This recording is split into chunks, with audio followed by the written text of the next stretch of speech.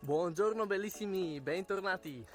Sono appena partito da Stralsund perché ho sentito che il virus sta arrivando anche qua in Germania e si sta diffondendo.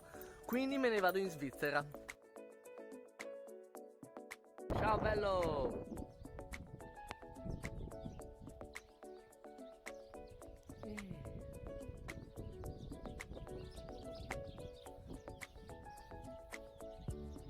Mi sono appena ricordato che non ho i picchetti per la tenda perché in aereo non si potevano portare. Quindi li costruirò mentre cammino con il legno, con un coltello che ho comprato su Amazon prima di partire. La mannaggia, mi sono già tagliato. Che stupido sono.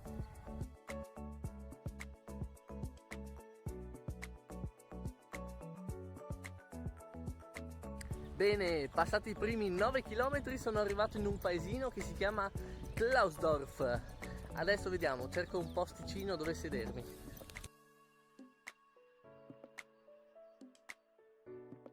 Ok, devo ammettere che è più impegnativo di quanto mi aspettassi. Gli zaini sono veramente pesanti e anche 10 km mi hanno stancato un sacco, ho una gamba che già fa male. Poi adesso è già mezzogiorno e potrei giusto mangiare qualcosa. Tra l'altro, calcolando un po', sono partito alle 9:30, quindi ho camminato per 2 ore e mezza, il che significa che sto andando all'incirca a 4 km all'ora, che è un passo medio, non è male, considerando gli zaini.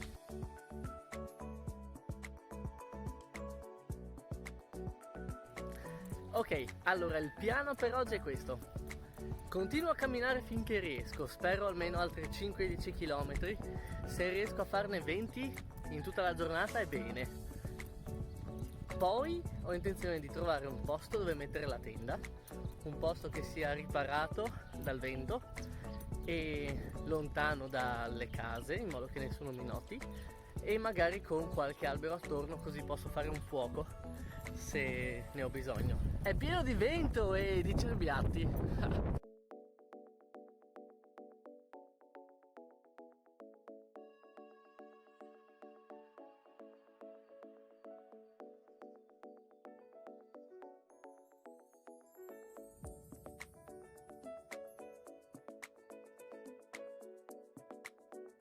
Ho avuto la tentazione di fermarmi nella casetta, ma è ancora presto, c'è ancora luce e posso ancora camminare un bel po', quindi meglio se ne approfitto. King Backenhagen.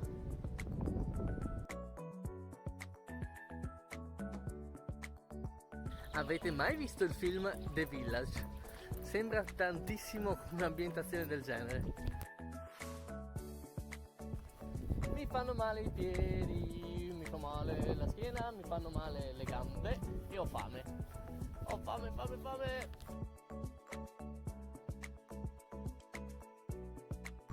Piccola pausetta, 5 minuti, riposiamo i piedi, le spalle e poi troviamo un posto per accamparci. Se non altro ho beccato una bellissima giornata di sole. Tra l'altro forse stasera vediamo un bel tramonto. Come non detto, è arrivato il nuvolone delle 4:30.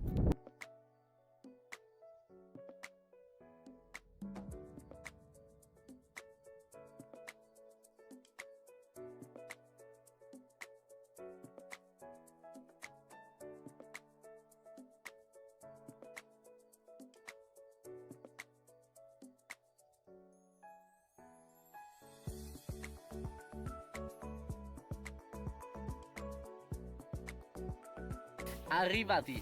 E adesso fino a domani non ci spostiamo più!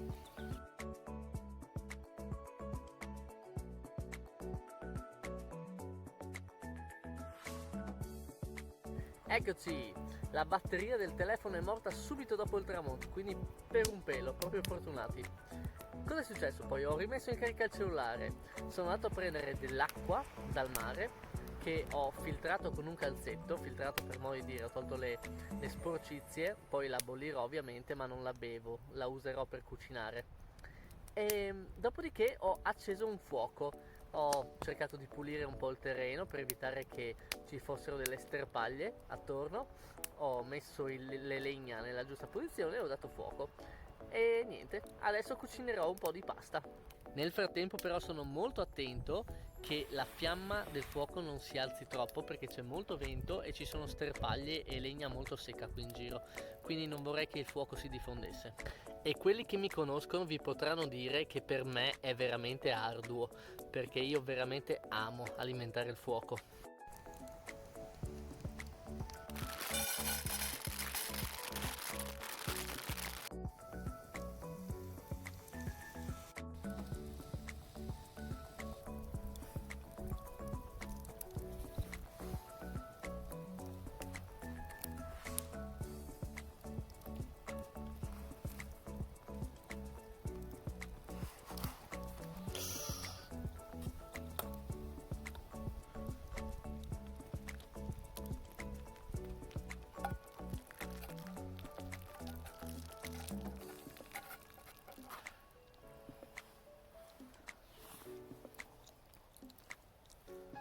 Ok, allora, no, non ho mangiato tutta la pasta. Sì, non aveva nessun sapore. E buonanotte. Buongiorno! Sono le 6:40 del giorno 2 e il sole sta appena sorgendo. Stanotte ho dormito abbastanza bene, anche se devo ammettere che la mattina ho sentito parecchio freddo, quindi la prossima notte probabilmente indosserò più vestiti anche nel sacco a pelo. A parte questo tutto bene. Poi ho messo via la tenda stamattina, mi sono svegliato alle 5:45 e ho preparato questo, che è un pannello solare che ho acquistato per caricare il caricabatterie, dato che durante la notte si è scaricato completamente per caricare i cellulari. Quindi se non dovesse funzionare, domani sono senza cellulari, il che vuol dire niente riprese e niente Google Maps. Quello è un problema. Il coso sta funzionando, questo mi solleva un sacco. E comunque non capisco perché la power bank è durata così poco. Forse perché stanotte c'era un sacco di umidità, infatti la tenda stamattina era tutta bagnata.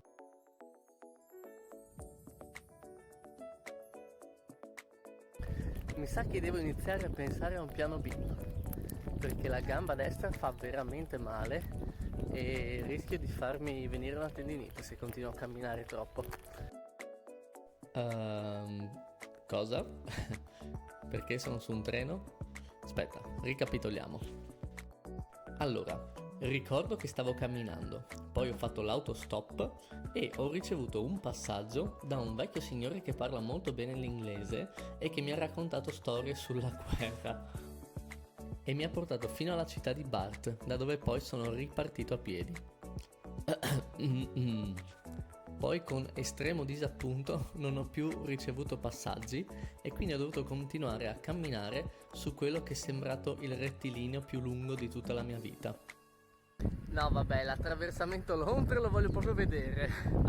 E per finire, grazie a qualche miracolo, più di uno probabilmente, sono arrivato fino alla città di Zingst senza contrarre una tendinite. E lì sono cominciati i dubbi. Sono un po' preoccupato. Ho iniziato a sentire notizie sulla quarantena in Germania e sembra che potrebbe iniziare nei prossimi giorni, se non già adesso, il che significa che non potrei andare in giro a piedi. Questo è un problema, devo trovare una soluzione immediatamente.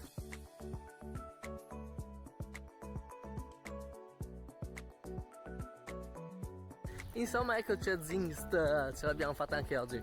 È un po' deserto, non so se per via del fatto che siamo fuori stagione o per via del coronavirus, comunque non c'è nessuno.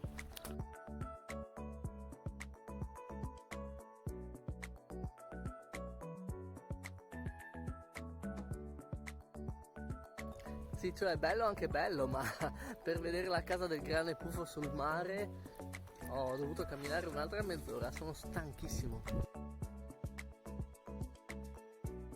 Sapete cosa vi dico? La Svizzera è chiusa, la Danimarca anche, l'Italia pure. Me ne torno a Stralsund, non mi sento più i piedi, vaffanbrodo, prendo un bus. Ah, ecco, adesso ricordo com'è andata. Tra l'altro ho appena scoperto che l'uso dei mezzi pubblici oggi è gratuito. O meglio, non ci si può avvicinare all'autista per acquistare i biglietti. E questo mi fa capire che ho fatto la scelta giusta.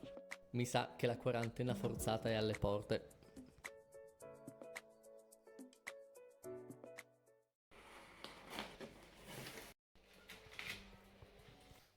Addio Dio, non la vedo bene sta quarantena.